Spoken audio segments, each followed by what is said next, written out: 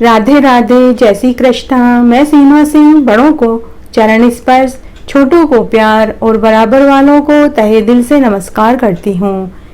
देवों के देव महादेव ने सनत कुमार से कहा कि हे सनत कुमार, अब मैं मंगलवार को किए जाने वाले व्रत के विषय में बताऊंगा। यह व्रत करने से वैधव्य का नाश होता है। विवाह के बाद प्रत्येक सप्ताह 5 वर्ष तक यह व्रत अवश्य करना चाहिए। यह मंगला गौरी व्रत कहलाता है। यह सब पापों का निवारण करने वाला है। विवाह के पश्चात सावन मास के पहले मंगलवार से यह व्रत शुरू करना चाहिए। भगवान शिव कहते हैं, हे सनत कुमार, यह व्रत सबसे उत्तम व्रत है। 7 जन्म तक अटल सौभाग्य सहित सुहागिनें पुत्र और पौत्र से युक्त होकर परम आनंद को प्राप्त होती हैं।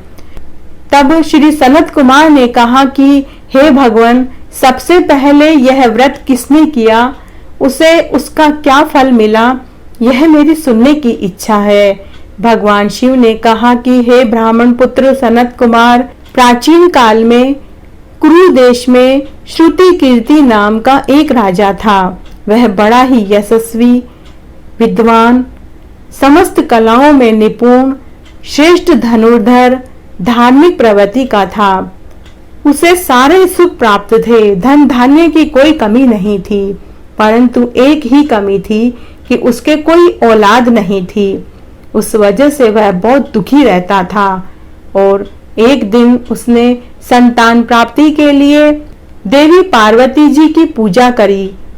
देवी पार्वती ने उसकी पूजा और आराधना से प्रसन्न होकर कहा, हे राजन, मैं तेरे व्रत और पूजा से अति प्रसन्न हुई। तू कोई मन वांछित वर मांग ले।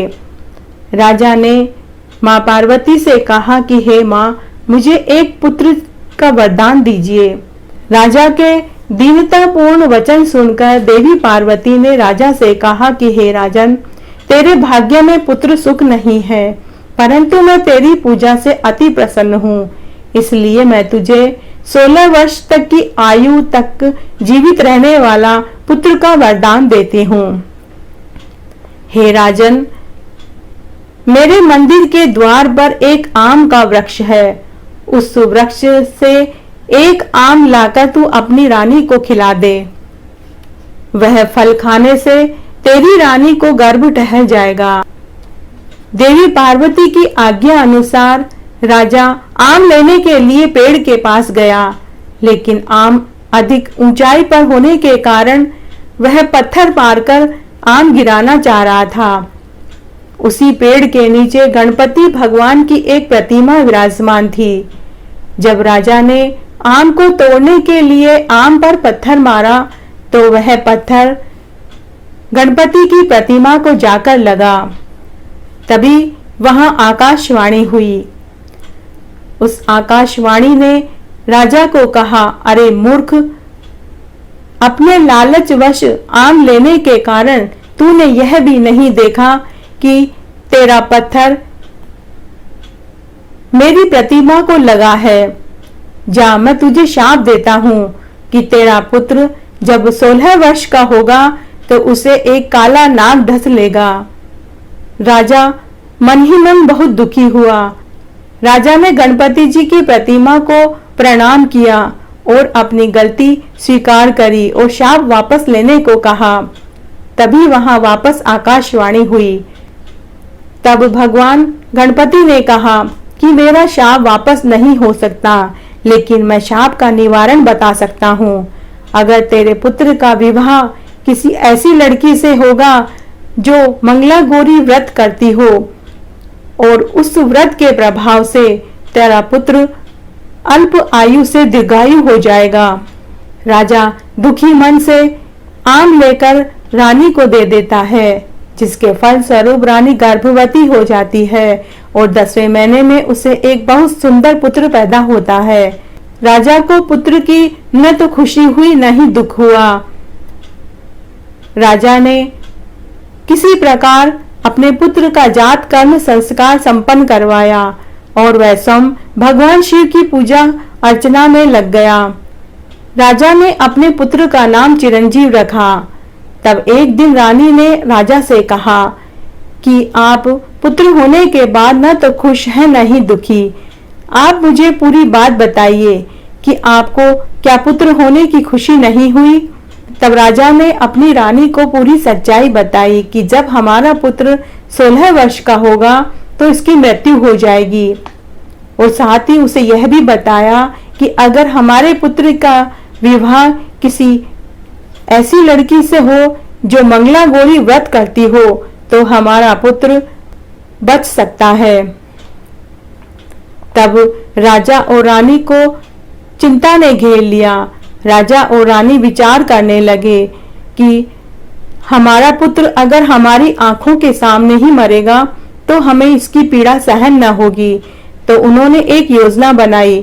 रानी ने अपने मायके से अपने भाई को बुलवाया और पूरी बात और पूरी सच्चाई बताई कि हमारा पुत्र जब 16 वर्ष का होगा तो इसकी मृत्यु हो जाएगी, लेकिन अगर इसकी शादी किसी ऐसी लड़की से हो जो मंगला गौरी व्रत करती हो तो इसकी आयु बढ़ सकती है। इसलिए तुम हमारे पुत्र को लेकर काशी यात्रा पर चले जाओ। वहां पहुंचकर हमारे पुत्र से सभी प्रकार के दान पुण्य करवाओ, सभी प्रकार की पूजा हवन यज्ञ भी करवाओ, लेकिन तुम एक यात्री के वेश में जाना। किसी को पता न लगना चाहिए कि यह एक राजा का पुत्र है। ऐसा विचार कर राजा ने अपने पुत्र को उसके मामा के साथ काशी भेजने की व्यवस्था कर दी। तब दोनों मामा भांजे काशी की यात्रा पर निकल पड़े। यात्रा करते करते वो एक नगर में पहुंचे। उस नगर के राजा का नाम वीरसेन था। वह अत्यंत ही पराक्रमी व धनवान था। राजा की एक बहुत सुंदर रूपवती व गुणवती कन्या थी जिसका नाम मंगला था। मामा भांजे उसी नगर के एक बगीचे में थोड़ी देर विश्राम करने के लिए बैठ गए। उसी बगीचे में वह राजकन्या मंगला गौरी व्रत की पूजा करने अपनी सखियों के साथ आई। सभी सखियां पूजा करके जा चुकी थी। कुछ दूरी पर बैठे हुए मामा भांजे उनको पूजा करते हुए देख रहे थे और उनकी बातें भी सुन रहे थे। सभी सखियां पूजा करके जा चुकी थी। केवल राजा की पुत्री वहां मां पार्वती की स्तुति कर रही थी। तभी वहां आकाशवाणी हुई। मां पार्वती ने राजकन्या से कहा कि हे पुत्री, मैं तेरी पूजा और व्रत से अत्यंत संतुष्ट हुई। मैं तुझे वरदान देती हूँ, तेरा विवाह एक सुंदर सुशील गुणवान राजा के पुत्र से होगा, लेकिन वह पुत्र अल्प आयु है।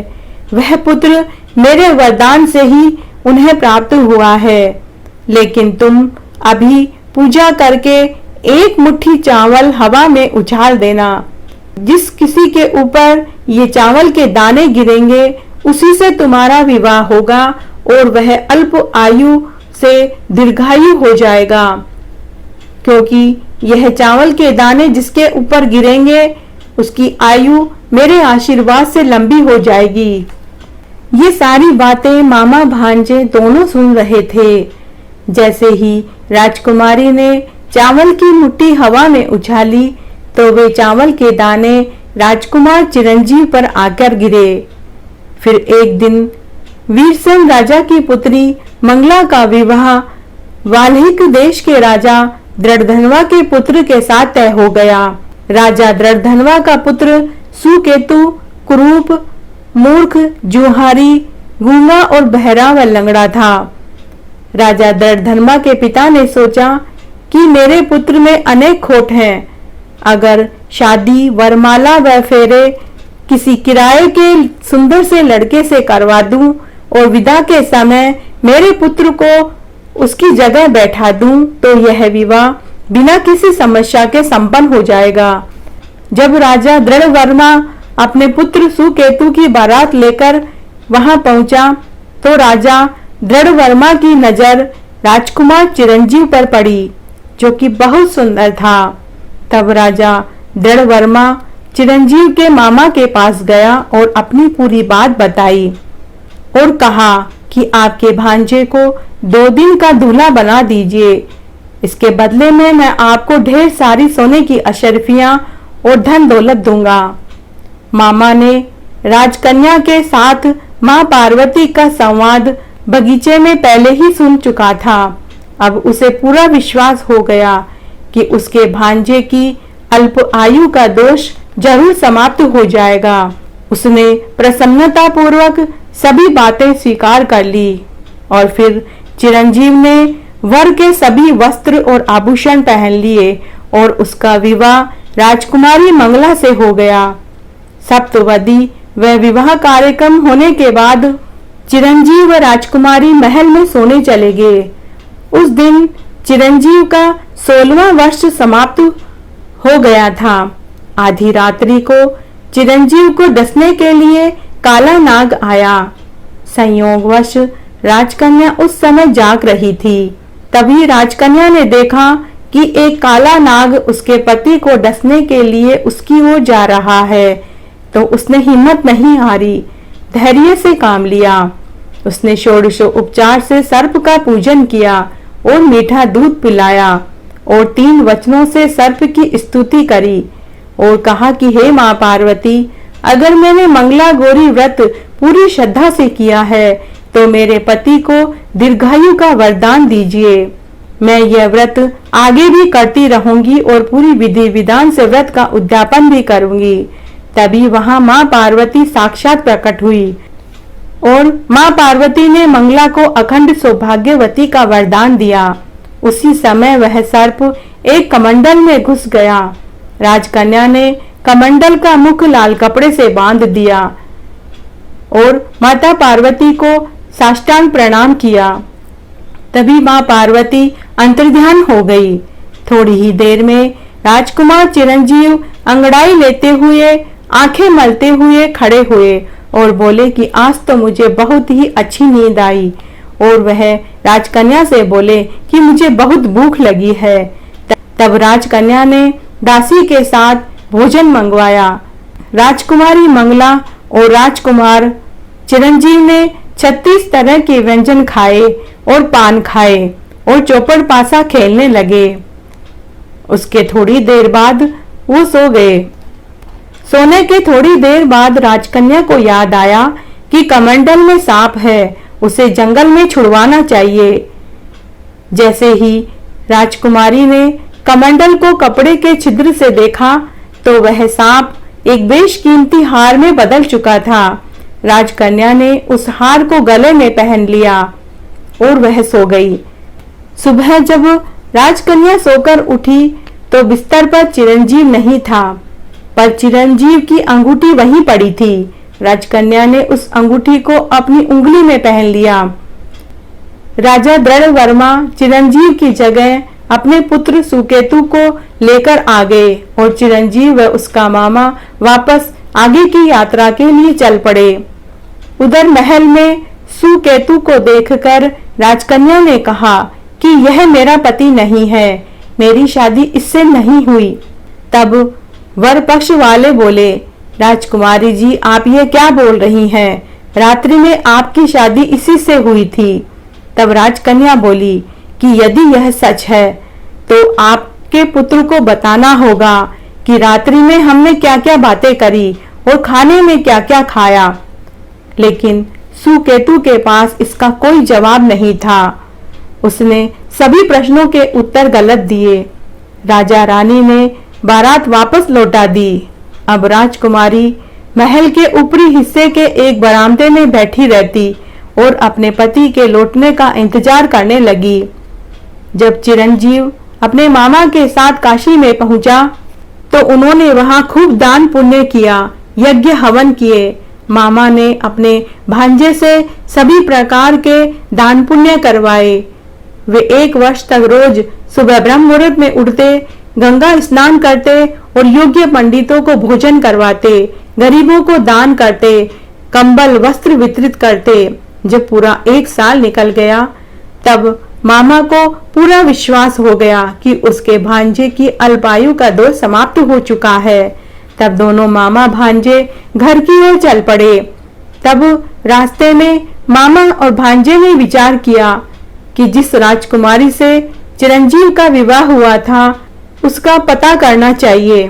तब मामा भांजे को लेकर वहां पहुंचे।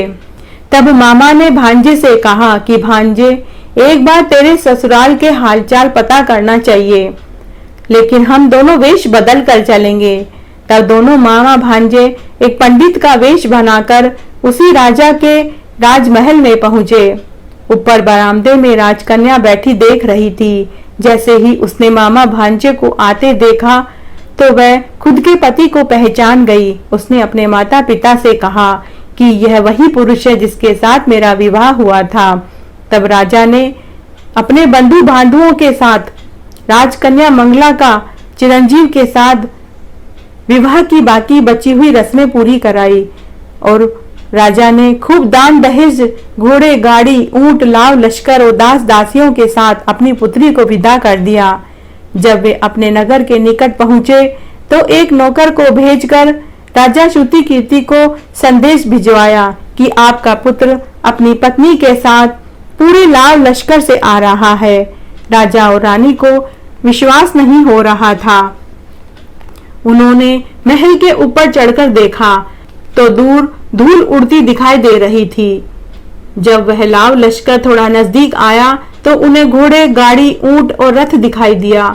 जब वह जुलूस थोड़ा और पास आया तो उन्हें खुद का पुत्र राजसी वेशभूषा में एक सुंदर परी जैसी लड़की के साथ रथ में आता दिखाई दिया। राजा और रानी ने उनका खूब स्वागत किया। तब उसके पुत्र चिरंजीव और राजकुमारी मंगला ने राजा रानी के पैर छुए। दोनों ने उन्हें गले से लगा लिया और अखंड सौभाग्यवती का आशीर्वाद दिया। मंगलाचार गाए गए, पूरे नगर को जिमाया गया। चिरंजीव के मामा ने अपने जीजा व दीदी को पूरी बात बताई और मंगला गौरी व्रत का प्रताप सुनाया कि राजकन्या मंगला गौरी व्रत करती है। उसी के प्रताप से चिरंजीव को दीर्घायु का वरदान मां पार्वती ने दिया है। तब राजा और रानी ने अपने बेटा बहू के साथ मां मंगला गौरी का व्रत किया और उद्यापन किया। साथ ही राजा ने पूरी नगरी में ये ढिंडोरा पिटवा दिया कि सभी सुहागिनों को अखंड सुहाग के लिए मां मंगला गौरी व्रत करना चाहिए और उद्यापन करना चाहिए। और राजा ने मां मंगला गौरी का एक विशाल मंदिर भी बनवाया। जय हो मां मंगला गौरी की। भगवान शिव ने कहा कि हे सनत कुमार, मैंने मंगला गौरी के व्रत का महात्म्य सुनाया है। जो कोई इस कथा को श्रद्धा और भक्ति पूर्वक सुनेगा और भजन कीर्तन करेगा उसकी सभी मनोकामनाएं पूरी होगी। सूत जी कहते हैं, हे शौनकादि ऋषियों, भगवान शंकर ने यह व्रत श्री सनत कुमार जी को कहा और सनत कुमार भी इस व्रत के विषय में सुनकर परम आनंदित हुए। इस प्रकार आज मैंने आपको मंगलवार व्रत कथा सुनाई, अर्थात मां मंगला गौरी व्रत कथा सुनाई। आशा करती हूँ आपको यह कथा जरूर पसंद आएगी। आगे की कथा के लिए आप मेरे साथ बने रहें। धन्यवाद।